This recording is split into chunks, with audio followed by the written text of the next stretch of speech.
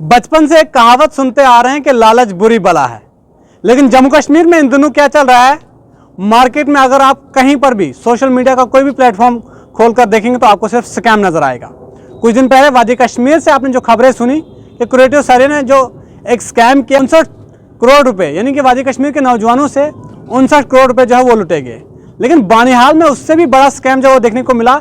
मेरे साथ कुछ नौजवान मौजूद हैं, इनके साथ कितना बड़ा स्कैम हुआ, कितने पैसे इनके डूब गए, इनने वो पैसा किसको दिया, इनसे बातचीत करने की कोशिश करेंगे। क्या नाम है आपका? एजाज अहमद। कितना पैसा जो है आपका डूब गया? 48 लाख। आप क्या करते हो? मैं मजदूरी कर रहा हूँ। तो कौन सी क्लास तक पढ़े हो आप? मैं 10th तक। तो ये 48 लाख रुपए आपने किसको दिए? मैंने उस्मान ये 40 लाख रुपए कर्जा लाया उठा के लोगों से, मेरे अपने 2 लाख है इसमें। हाँ। तो मैंने ये कर्जा लाया उठा के, हमारे पास प्रूफ है कि किन किन से मैंने ये कर्जा लिया है। हाँ। वो भी मुझे आज टॉर्चर कर रहे हैं। अच्छा। तो मुझे जून में, मैंने पहले कोई इन्वेस्टमेंट नहीं की थी वहाँ उस्मान के पास, तो मुझे जून में बोला गया कि आप हमें 50 लाख रुपए दीजिए, आपको हम 1 करोड़ वापस देंगे। आप मुझे बताइए, आप करते क्या हो, काम क्या करते हो? मैं मजदूरी कर रहा हूँ हरियाणा में। तो आपने आज तक मजदूरी में कभी देखा कि आपने ठेकेदार ने बोला आप 10,000 कमाओ मैं आपको 20,000 दे दूंगा? कहीं है ऐसा? नहीं। कहीं मार्केट में आपने कोई स्कीम पढ़ी है ऐसी? नहीं कभी। तो फिर आपने उसको अनजान इंसान को 48 लाख रुपए कैसे दे दिए? एक्चुअली मैं पानीपत में मजदूरी कर रहा हूँ, उसका कज़न वहाँ पे आया था, उनके पास गाड़ियाँ थी, वो आए वहाँ पे। मैंने उनसे बोला गया कि बानीहाल में ऐसे स्कीम आप चला रहे हो, तो मेरा भी कुछ इन्वेस्टमेंट मेरा भी लगा दो वहाँ पे। मैं उन्होंने तब बोला कि हमारे पास कोई वैकेंसी नहीं है। उसके कज़न ने बोला हमारे पास कोई वैकेंसी नहीं है। अगर आपको अपनी किस्मत आजमानी थी इस फ्रॉड में, कम से कम 20,000 देते, 10,000 देते, तब अगर आपको वो 10 के बदले 20 वापस कर देते तो आप आगे लगाते। आपने पहले 50 लाख रुपए दे दिया। एक्चुअली लोग 2-2 लाख 3-3 लाख लगा चुके थे पहले ही। तो मैंने भी सोचा कि आपने सोचा कि वो लोग कमा लेंगे तो मैं रह जाऊंगा। जी। उसी लालच में मैं भी आ गया, मगर हमारे साथ बहुत बड़ा स्कैम हुआ है ये। क्योंकि कितना टाइम हुआ ये स्कैम आपके साथ हुए? 1 साल हो गया। जून 2023 में मैंने पेमेंट लगाई है। तो आज तक कोई। तो आज क्यों बता रहे हो? आपने 1 साल पहले क्यों नहीं बताया? एक्चुअली उन्होंने 20 दिसंबर का टाइम रखा था। अच्छा। हर किसी को बोला था जिनने पेमेंट इन्वेस्ट की है कि आपको 20 दिसंबर 2024 को हम 2023 को हम पेमेंट वापस कर लेंगे। जो लड़का ये पैसे पकड़ता था ये कहाँ का रहने वाला है? ये बानीहाल करावा का रहने वाला है। उस्मान नाम है इसका। कितने लोग और शामिल है उसके साथ ग्रुप में? पूरी फैमिली ये इन्वॉल्वमेंट है इसमें। अगर इनके अकाउंट चेक किए जाएंगे तो लगभग 4 करोड़ इनके अकाउंट की ट्रांजैक्शन है आज तक। तो अभी वो कहाँ रह रही है वो पूरी फैमिली उनकी? पूरी फैमिली वो 2 भाई, एक भाई दिल्ली में है, एक फरार है, एक बड़ा भाई उनका घर पे है और उनकी माँ घर पे है। उनका फादर की इंतकाल हुआ है वो कुछ साल 3-4 साल पहले।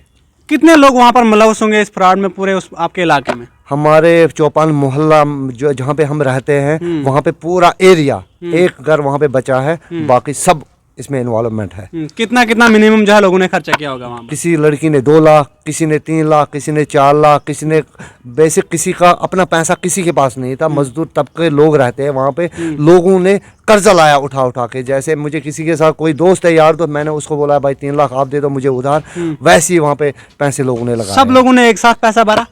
नहीं, अलग अलग पेमेंट लगाई है। और ये मुजफ्फर उनका पीए है, इसके थ्रू से वो हमें बोलता था इसके हाथ में ये पेमेंट रख दो, हम इसको पेमेंट देते थे। आपको कब पता चला कि आपके साथ धोखा हो रहा है? मुझे 20 दिसंबर को जब वो श्रीनगर का वो स्कैम जब उसका पर्दाफाश हो गया, और मैंने उसको मैसेज की कि भाई हमें पेमेंट कब दोगे। मुझे बोला गया कि पहले अकाउंट नंबर सेंड कर लो, आपको मैं 25,000 दूंगा, 48 लाख में 25,000 डाल दूंगा मैं। तो मैंने उनको बोला कि अब मुझे पैसे नहीं चाहिए, मैं अब कार्रवाई आप पे करता हूँ। तो उसके बाद अब कल हम 15-20 बंदे बानीहाल एडमिनिस्ट्रेशन SHO साहब के पास गए थे, विजिट किया था वहाँ पे। एप्लीकेशन हमने वहाँ पे डाली थी, उन्होंने वो एप्लीकेशन हमारी एक्सेप्ट नहीं की। अब कारण का पता नहीं है क्यों एक्सेप्ट नहीं की SHO साहब ने वो हमारी एप्लीकेशन। हम आपके चैनल के माध्यम से पूरे एडमिनिस्ट्रेशन को ये इत्तला करना चाहते हैं, रिक्वेस्ट करना चाहते हैं कि इसमें पूरी इन्वेस्टिगेशन होनी चाहिए, क्योंकि मुझे हद से भी ज़्यादा टॉर्चर कर रहे हैं जिनसे मैंने कर्जा लिया है। अगर कुछ दिनों में मुझे पेमेंट ना मिली, मेरे 3 बच्चे हैं और मेरी वाइफ है, मैं उनके घर में जाके वो सुसाइड करने के लिए बिल्कुल रेडी हूँ। उसकी जिम्मेवार उसकी फैमिली पूरी होगी। और उनका जो वहाँ पर घर बना हुआ उसकी कीमत लगभग कितनी होगी? उनका घर बिल्कुल कुछ नहीं था वो पहले। जब से लोगों से उन्होंने पेमेंट ली, मैं एडमिनिस्ट्रेशन को इन्फॉर्म करना चाहता हूँ, आप विजिट कीजिए एक बार वहाँ पे, उनका मकान देख लीजिए। एक वॉशरूम पे 20-20 लाख रुपए उन्होंने लगाए हैं। घर की कीमत 1 करोड़ होगी? हाँ 1 करोड़ से ज़्यादा ही घर की कीमत होगी। पहले उनके पास कुछ नहीं था? कुछ नहीं था, बिल्कुल कुछ नहीं था। उस लड़के को आप पहले से जानते थे जिसको हाँ हाँ, हमारा रिलेटिव है, वो वहीं पे रहता है, गांव में ही रहता है वो हमारा। अच्छा, रिलेटिव है आपका? जी जी जी जी। तभी आपने भरोसा करके इतना पैसा जी दे जी, दिया? सब ने भरोसा किया उस पे, और उसने लास्ट में ये चूना लगा के वो फरार है। 1 साल से बंदा फरार है वो। चलिए, आप उस मैनेजर से बात करते हैं जो वहाँ के मुकामी लोगों से पैसा लेता था, और उसके बाद कहाँ वो पैसा छोड़ता था, किसको देता था, इससे बात करेंगे। क्या नाम है आपका? मुजफ्फर अहमद साहब। कितना पैसा पकड़ा आपने लोगों से अब तक वहाँ पे? बहुत सारे पैसे तो कहाँ डाले वो पैसे सारे? सर उस्मान को दिए थे। उस्मान ने किसको दिए वो पैसे? सर वो पता नहीं। उस्मान क्या लगता है आपका? वो मेरा मेरा भाई भाई है? लगता है अच्छा, जी। तो आप मुझे ये बताइए कि आपको गांव में लोग आज कुछ बोलते हैं कि आपने पैसा पकड़ा, वो कहाँ गया बंदा? जी सर, मतलब पूछते हैं, मतलब वो 1 साल से फरार ही है। जी सर। तो लोग क्या पूछते हैं आपसे अगर आप लोगों के बीच में जाते हो तो? सर मैं मतलब लोगों के सामने नहीं जा पा रहे हो? नहीं जा पा रहा हूँ, डरता हूँ। मतलब सर डरता भी नहीं हूँ, मतलब उनको पता है कि इसने भी इसकी कोई गलती नहीं है, सारी गलती उस्मान की आपने है। कहाँ तक पढ़ाई की है? मैं 12th पास हूँ। तो आपको किस बेस पे रखा था? सैलरी बेस पे रखा था? जी सर, सैलरी पे रखा था। कितनी सैलरी मिलती थी आपको? 10-15,000 सर। आपको तो पर मंथ सैलरी मिल जाती होगी, जी सर। है ना? वहाँ से लाखों आ रहा था, आपको हजारों देने में क्या तकलीफ थी? जी सर, वो सैलरी भी। ऑफिस खोला था इन्होंने कहीं? नो सर, नो, कोई ऑफिस नहीं तो था। पैसा कहाँ पर पकड़ते थे आप? किसी के घर में या अपने घर पे? जी सर, मतलब मैं खुद जाता था, वो मुझे भेजता था, मतलब डीलिंग वो खुद करता था। अच्छा। कि वो मतलब इसके पास जाओ, उसके पास जाओ। जी सर। टाइम सबको 1 साल का दिया था कि 1 साल के बाद डबल होंगे? नो सर, टाइम वो अलग अलग देता था, किसी बंदे को 3 महीने, 4 महीने या 2 महीने। जी सर। आपको कितने महीने का टाइम दिया था? मुझे जो फर्स्ट मैंने पेमेंट लगाई थी 5,50,000, उसने टाइम दिया था मुझे 3 महीने का, 3 महीने 21 दिन का टाइम। तो 3 महीने के बाद आपको 10 लाख मिले? नहीं, कोई पेमेंट नहीं तो मुझे। फिर उसके बाद तो आपने पैसा लगाया, वो तो आपकी गलती है। मुझे 1 लाख दिया गया, उसमें उन्होंने बोला, उनके फैमिली मेम्बर जितने भी हैं, मुझे बोला गया कि हमारी जो अकाउंट है वो फ्रीज हुए हैं, और उसमें डार्क रूम में उन्होंने मुझे स्क्रीनशॉट दिखाया, वो 350 करोड़ का स्क्रीनशॉट मुझे दिखाया। उन्होंने मुझे लालच में लाया उन्होंने कि हमारा जो अकाउंट है ये अनफ्रीज होने वाला है, जब कहीं 2 महीने में या 2.5 महीने में अनफ्रीज होगा, हम आपकी पेमेंट क्लियर कर देंगे। और तब से 1 साल हो गया, वो लड़का फरार ही है। वो अकाउंट जो वो फ्रीज का उन्होंने बोला, वो स्क्रीनशॉट भी हमारे पास मौजूद है, वो प्रूफ है हमारे पास। तो क्या उम्मीद है आपको अब आपका पैसा वापस आएगा?